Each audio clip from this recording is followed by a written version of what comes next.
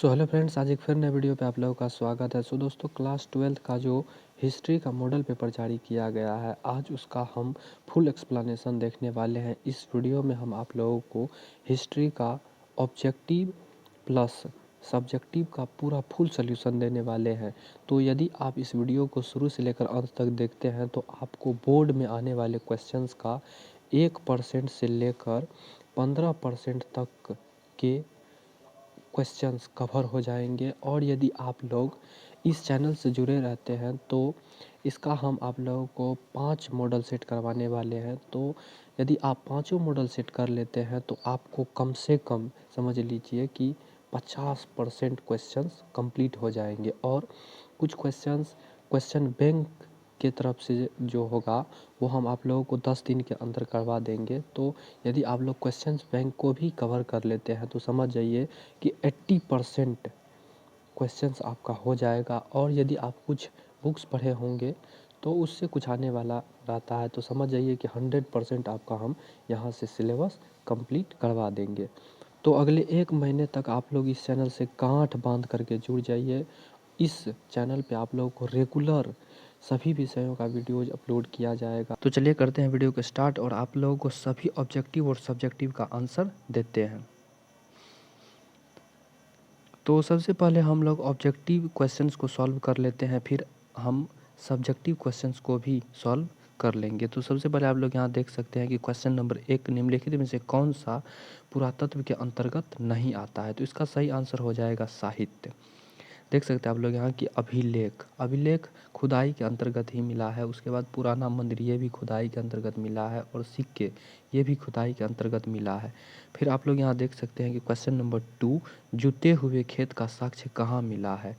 तो इसका सही आंसर हो जाएगा कालीबंगन में। कहाँ मिला है? तो कालीबंगन में। उसके बाद आप लोग यहाँ देख सकते हैं कि क्वेश्चन नंबर 3, सिंधु निवासी किस धातु का उपयोग नहीं करते थे। तो इसका सही आंसर हो जाएगा लोहा। लोहा सिंधु घाटी सभ्यता के लोग उपयोग नहीं करते थे, तब तक लोहा का खोज नहीं हुआ था। उससे पहले देखिए जब सिंधु घाटी सभ्यता में कौन कौन सा धातु लोग करते थे, तो सोना, तांबा, चांदी ये सब धातु उपयोग करते थे। आप लोग यहाँ देख सकते हैं कि क्वेश्चन नंबर 4, मेसोपोटामिया के लेख में किसे नाविकों का देश कहा है। मेसोपोटामिया के लेख में किसे नाविकों का देश कहा गया है। तो इसका सही आंसर हो जाएगा मेलुहा। क्या आंसर हो जाएगा सही? मेलुहा। उसके बाद आप लोग यहाँ देख सकते हैं कि क्वेश्चन नंबर 5, सबसे लंबे हड़प्पा शिलालेख में कितने चिन्ह है। तो इसका सही आंसर हो जाएगा डी नंबर, यानी कि 26 चिन्ह है। उसके बाद आप लोग यहाँ देख सकते हैं कि क्वेश्चन नंबर 6, हड़प्पाई मोहर पर कनिंघम ने कब रिपोर्ट किया। तो इसका सही आंसर हो जाएगा 1975 ईस्वी। क्या सही आंसर हो जाएगा? 1975 ईस्वी। उसके बाद आप लोग यहाँ देख सकते हैं कि क्वेश्चन नंबर 7, राजगाह यानी राजगीर किस महाजनपद की राजधानी है। तो इसका सही आंसर हो जाएगा मगध। इसका सही आंसर हो जाएगा मगध। मगध की स्थापना किसने की थी? तो बिंबिसार ने किया था। ये भी क्वेश्चन आप लोगों का बन सकता है। और बिंबिसार किस वंश के राजा थे? तो हर्यक वंश के राजा थे। ये भी आप लोगों को क्वेश्चन बन सकता है। उसके बाद आप लोग यहाँ देख सकते हैं कि क्वेश्चन नंबर 8, अर्थशास्त्र किसने लिखा है। तो इसका सही आंसर हो जाएगा कौटिल्य। यदि आप लोगों को क्वेश्चन नंबर 8 में आंसर कौटिल्य ना दे करके चाणक्य दे दे तब इसका सही आंसर हो जाएगा चाणक्य। कौटिल्य और चाणक्य एक ही आदमी का नाम है। फिर उसके बाद आप लोग यहाँ देख सकते हैं कि क्वेश्चन नंबर 9, 1944 में भारतीय पुरातात्विक सर्वेक्षण के डायरेक्टर जनरल कौन थे। तो RIM व्हीलर थे। कौन थे? यानी इसका 9 का सही आंसर हो जाएगा बी नंबर। तो उसके बाद आप लोग यहाँ देख सकते हैं कि क्वेश्चन नंबर 10, धम्मा महापात्र की नियुक्ति किसने की थी। तो इसका सही आंसर हो जाएगा ए नंबर, यानी कि अशोक ने की थी। किसने की थी? अशोक ने। अशोक किस वंश का राजा था? तो मौर्य वंश का राजा था। किस वंश का राजा था? तो मौर्य वंश का राजा था।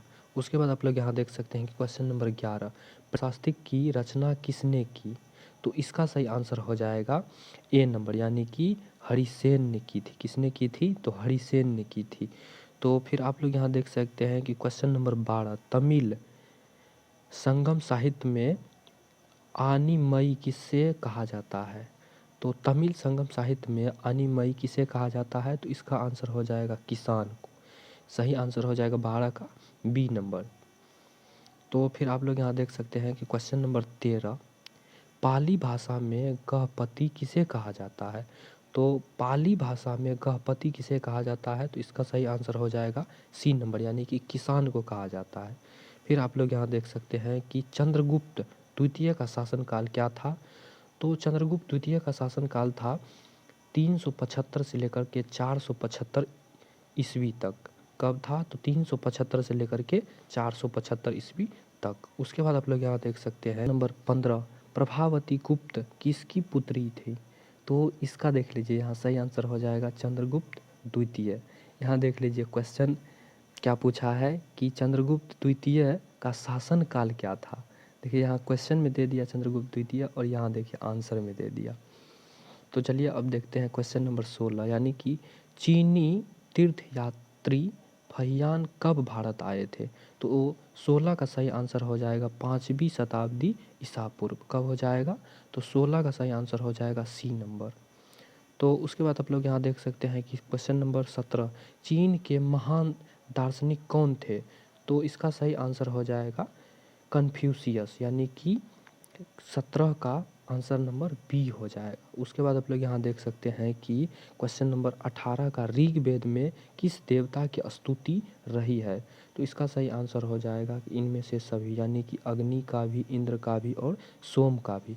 यदि आपसे पूछते बोर्ड में कि वेद कितने प्रकार के होते हैं, तो वेद कितने प्रकार के होते हैं? तो वेद होते हैं 4 प्रकार के। कौन कौन? ऋग्वेद, यजुर्वेद, सामवेद, अथर्ववेद। कौन कौन?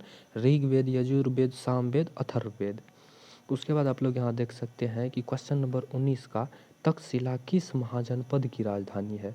तो इसका सही आंसर हो जाएगा बी नंबर, यानी कि गंगाधार की राजधानी है।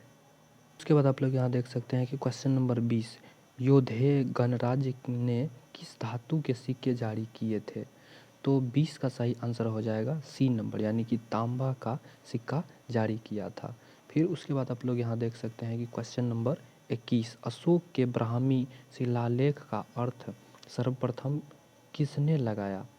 तो अशोक के ब्राह्मी शिलालेख का अर्थ सर्वप्रथम किसने लगाया? तो इसका सही आंसर हो जाएगा जेम्स प्रिंसेस ने लगाया। किसने लगाया? जेम्स प्रिंसेस ने लगाया।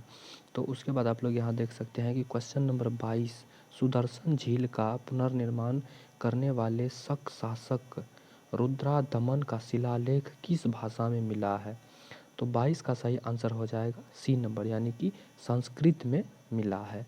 फिर आप लोग यहाँ देख सकते हैं कि बुद्ध के बचपन का क्या नाम है? तो बुद्ध के बचपन का नाम है सिद्धार्थ। क्या नाम है? बुद्ध के बचपन का नाम सिद्धार्थ। बुद्ध का जन्म कहाँ हुआ था? तो नेपाल के लुम्बिनी था, तो नेपाल के लुम्बिनी में हुआ था। और इससे शिक्षा की प्राप्ति कहाँ हुई थी? तो बोध गया में हुआ था। कहाँ हुआ था? तो बोध गया में। मृत्यु कहाँ हुई थी? तो कुशीनगर में हुई थी। फिर इसका पहला उपदेश कहाँ दिया था इसने? तो सारनाथ में दिया था। कहाँ दिया था? तो सारनाथ में दिया था। फिर आप लोग यहाँ देख सकते हैं कि बुद्ध को ज्ञान की प्राप्ति कहाँ हुई थी? तो इसका सही आंसर हो जाएगा बी नंबर, यानी कि बोध गया में हुआ था। फिर आप लोग यहाँ देख सकते हैं कि क्वेश्चन नंबर 25, सांची स्तूप की खोज कब हुई थी?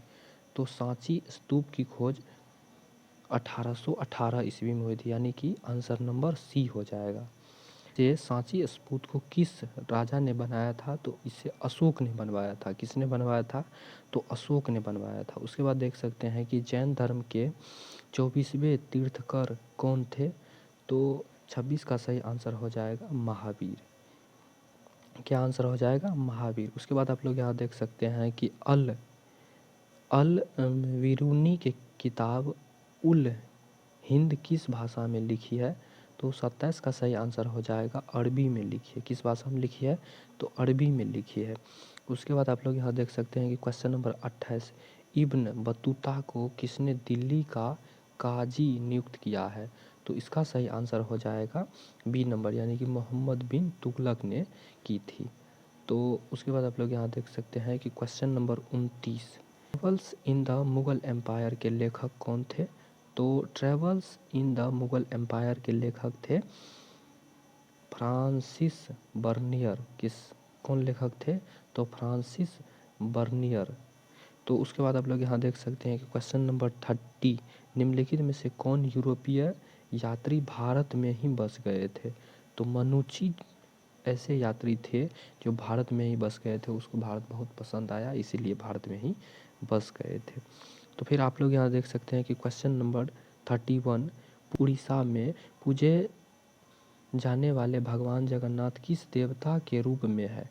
तो इसका सही आंसर हो जाएगा विष्णु के रूप में है। किस रूप में है? तो विष्णु के रूप में है। फिर आप लोग यहाँ देख सकते हैं कि क्वेश्चन नंबर 32, तांत्रिक पूजा पद्धति में किसकी पूजा की जाती है? तो इसका सही आंसर हो जाएगा देवी की पूजा की जाती है। तो 32 का सही आंसर ए नंबर हो जाएगा। उसके बाद आप लोग यहाँ देख सकते हैं कि क्वेश्चन नंबर 33, निम्नलिखित में से कौन स्त्री अलंकार संत थी? तो अलंकार संत कौन थी? तो इसका सही हो जाएगा अंडाल। कौन थी? तो अंडाल थी। तो फिर आप लोग यहाँ देख सकते हैं कि क्वेश्चन नंबर 34, निम्नलिखित में से कौन नायनार संतों की रचना है? तो 34 का सही आंसर हो जाएगा सी नंबर, यानी कि तवरम और नलियेरा और दिव्य प्रबंधन। यहाँ देख सकते हैं कि नलियेरा, दिव्य प्रबंधन और तिबरम। उसके बाद आप लोग यहाँ देख सकते हैं कि क्वेश्चन नंबर 35, किस देश से आए हुए मुसलमानों को ताजिका कहा जाता है? किसे कहा जाता है ताजिका? तो ताजिकिस्तान से आने वाले मुसलमानों को ताजिका कहा जाता है। फिर आप लोग यहाँ देख सकते हैं कि क्वेश्चन नंबर 36, निम्नलिखित में से किसे सुल्तान उल मशेख कहा जाता है? किसे सुल्तान उल मशेख कहा जाता है?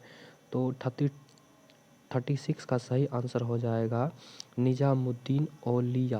क्या सही आंसर हो जाएगा? निजामुद्दीन औलिया।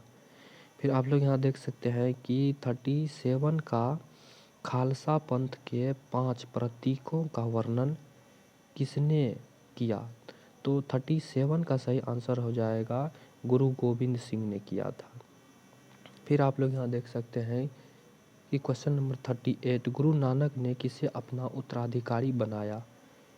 गुरु नानक ने किसे अपना उत्तराधिकारी बनाया? तो इसका सही आंसर हो जाएगा बी नंबर, यानी कि गुरु अंगद को अपना उत्तराधिकारी बनाया।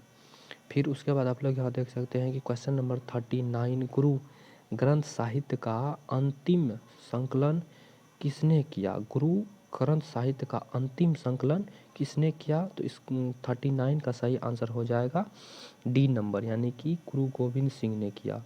फिर उसके बाद आप लोग यहाँ देख सकते हैं कि क्वेश्चन नंबर 40, यानी कि कर्नाटक में वीर शैव परंपरा का उद्भव कब हुआ? कर्नाटक में वीर शैव परंपरा का उद्भव कब हुआ? तो इसका सही आंसर हो जाएगा 12वीं शताब्दी में। कब किया? तो 12वीं शताब्दी में। उसके बाद क्वेश्चन नंबर 41, हरिहर बुक्का ने विजयनगर साम्राज्य की स्थापना कब की? हरिहर बुक्का ने विजयनगर साम्राज्य की स्थापना कब की? तो इसका सही आंसर हो जाएगा 1336 ईस्वी में। कब की? तो 1336 ईस्वी में। फिर उसके बाद 42 का सुलूब राजवंश का शासनकाल क्या था? देख सकते हैं कि सुलूब राजवंश का शासनकाल क्या था? तो इसका सही आंसर हो जाएगा 1485 से 1505 तक। फिर उसके बाद क्वेश्चन नंबर 43, तालीकोटा युद्ध के बाद विजयनगर पर किस राजवंश ने शासन किया? तो तालीकोटा युद्ध के बाद विजयनगर पर किस वंश ने शासन किया? तो 43 का सही आंसर हो जाएगा अराविदु। उसके बाद देख सकते हैं कि हम्फी की खोज किसने की थी? क्वेश्चन नंबर 44, हम्फी की खोज किसने की थी? तो इसका सही आंसर हो जाएगा कॉलिन मैकेंजी। फिर उसके बाद देख सकते हैं कि प्रश्न नंबर 45, बहमनी राज्य की स्थापना कब हुई? बहमनी राज्य की स्थापना कब हुई? तो इसका सही आंसर हो जाएगा सी नंबर, यानी कि 1347 ईस्वी में। उसके बाद क्वेश्चन नंबर 46, अब्दुल रज्जाक किस देश का राजदूत था? अब्दुल रज्जाक किस देश का राजदूत था? तो 46 का सही आंसर हो जाएगा फारस का। किस देश का? फारस का। उसके बाद 47 का विजयनगर के राजाओं को क्या कहा जाता है? विजयनगर के राजाओं को क्या कहा जाता है? 47 का सही आंसर हो जाएगा बी नंबर, यानी कि राय कहा जाता है। क्या कहा जाता है? तो राय कहा जाता है।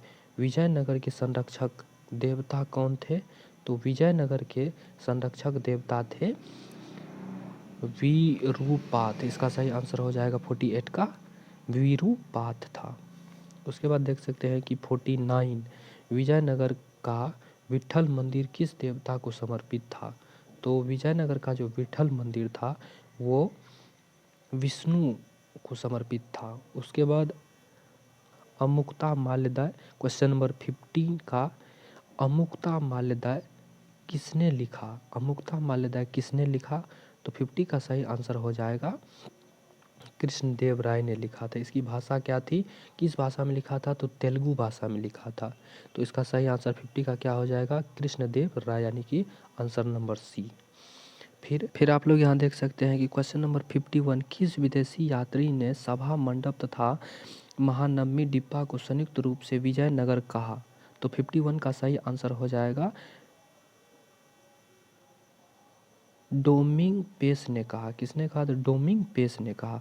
फिर आप लोग यहाँ देख सकते हैं कि क्वेश्चन नंबर 52 अकबरनामा कितने खंडों में विभाजित है? तो अकबरनामा कितने खंडों में विभाजित है? तो 3 खंडों में विभाजित है। तब उसके बाद आप लोग यहाँ देख सकते हैं कि क्वेश्चन नंबर 53 कि जींस ए कामिल किस फसल को कहा जाता है? तो नकदी फसल को कहा जाता है। किस फसल को कहा जाता है? ओरिजिनल, यानी कि नकदी फसल को कहा जाता है। फिर आप लोग यहाँ देख सकते हैं कि क्वेश्चन नंबर 54 महाराष्ट्र में किसानों के द्वारा दस्तकारों को सेवाओं के बदले में दी गई जमीन जो वंशानुगत हो गई क्या कहलाती है? 54 का सही आंसर हो जाएगा ए और बी दोनों, यानी कि ए और सी दोनों, यानी कि मीरास और वतन। क्या होगा इसका सही आंसर? इसका सही आंसर हो जाएगा डी नंबर। 54 का सही आंसर डी नंबर।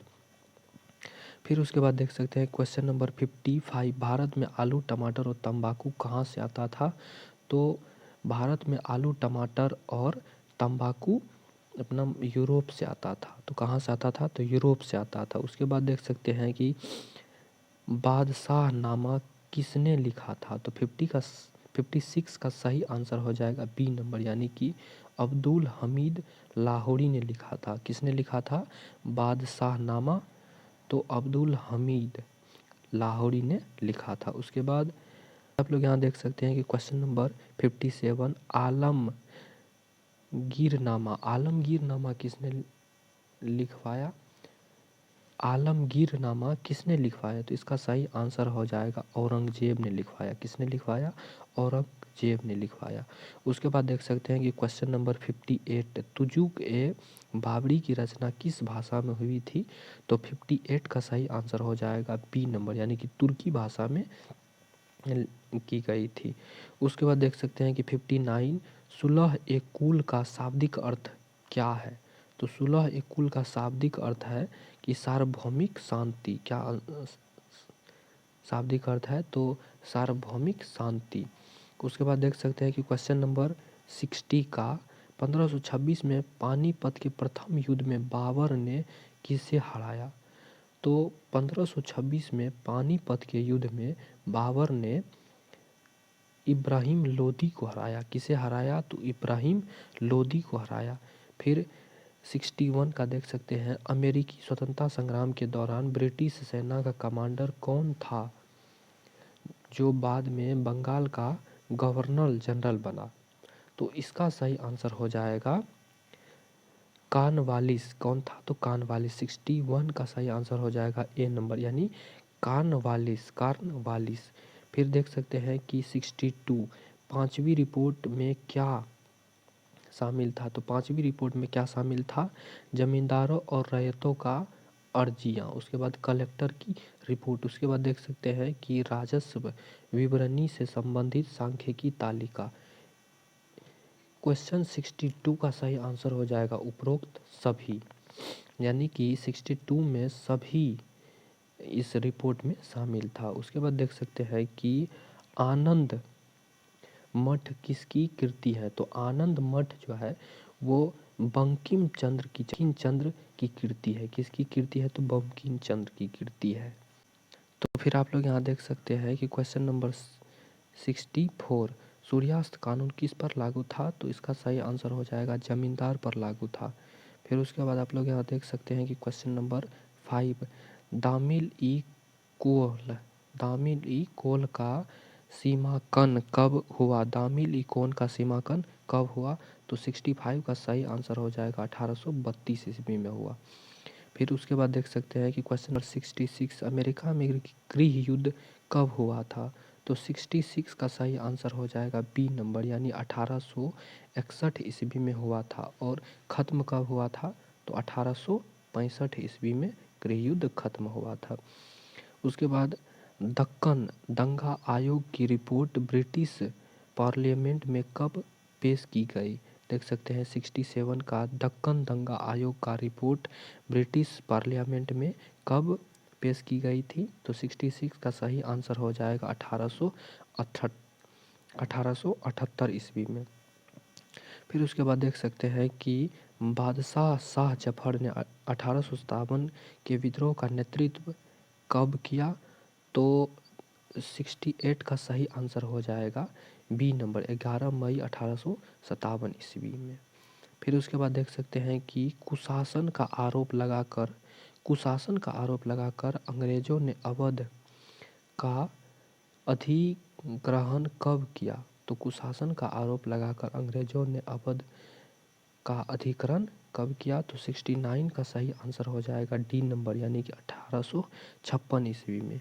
उसके बाद देख सकते हैं कि क्वेश्चन नंबर 70, 1857 के विद्रोह के समय भारत का गवर्नर जनरल कौन था? तो 70 का सही आंसर हो जाएगा सी नंबर, यानी कि कनिंग था। कौन था? तो कनिंग था।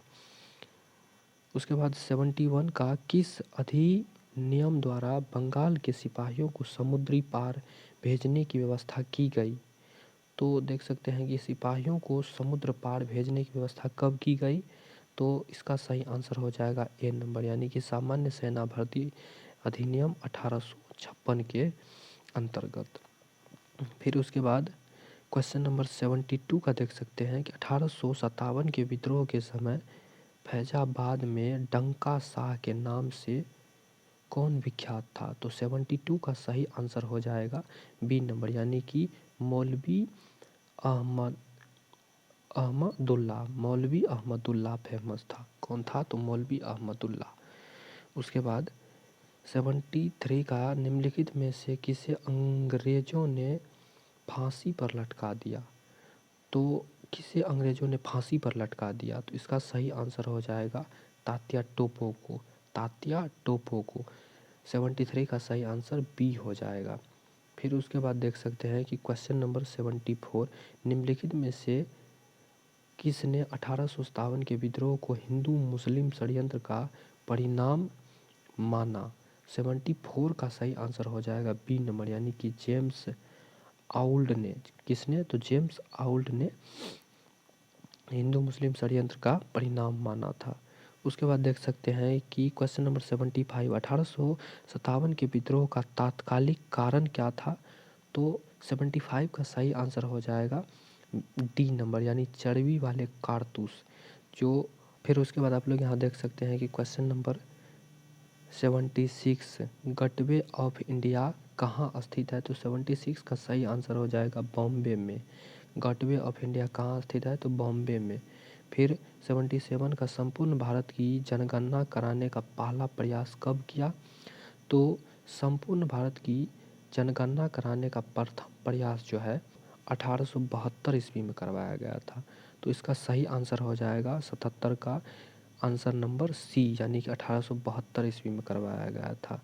उसके बाद 78 का 1875 में सर्व ऑफ इंडिया की स्थापना क्यों की गई थी? तो सर्व ऑफ इंडिया की स्थापना नक्शा तैयार करने के लिए किया गया था। तो 78 का सही आंसर हो जाएगा ए नंबर, यानी नक्शा तैयार करने के लिए किया गया था।